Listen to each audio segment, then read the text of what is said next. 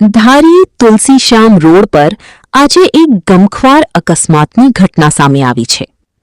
Tata 407 tempo અને passenger રિક્ષા વચ્ચે થયેલી જોરદાર ટક્કરમાં રિક્ષામાં સવાર કુલ 8 મુસાફરોને નાની મોટી ઈજાઓ પહોંચી હતી.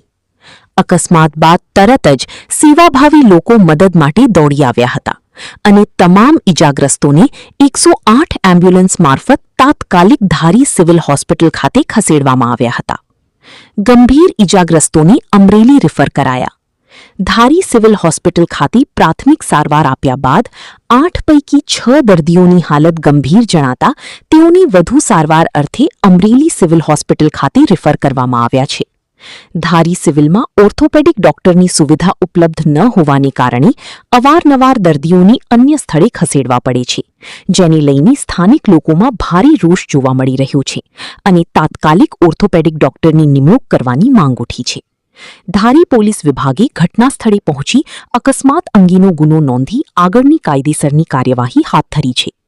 ઈજાગ્રસ્તોના નામની યાદી: આ અકસ્માતમાં હસીનાબેન નુરાભાઈ આલિયાણી, ચાહત ઉમરભાઈ, આશાબેન રામજીભાઈ, સોનલબેન અલારકભાઈ, મુન્નીબેન ઇકબાલભાઈ, દિનેશભાઈ હિંમતભાઈ, દેવુકુબેન ધખુભાઈ કામડિયા અને દુધીબેન જોરુભાઈને ઈજાઓ પહોંચી છે.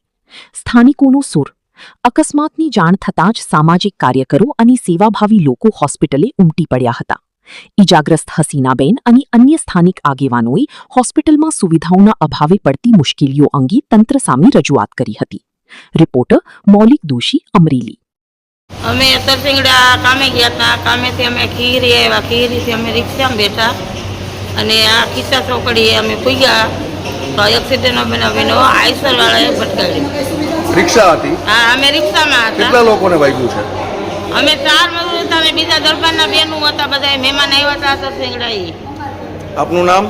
મારું નામ હસીનાબેન નુરમહતભાઈ આલિયાણી. ક્યાં રહેવાનું? તારે હિમતીમડી સરસિયાર વાળા.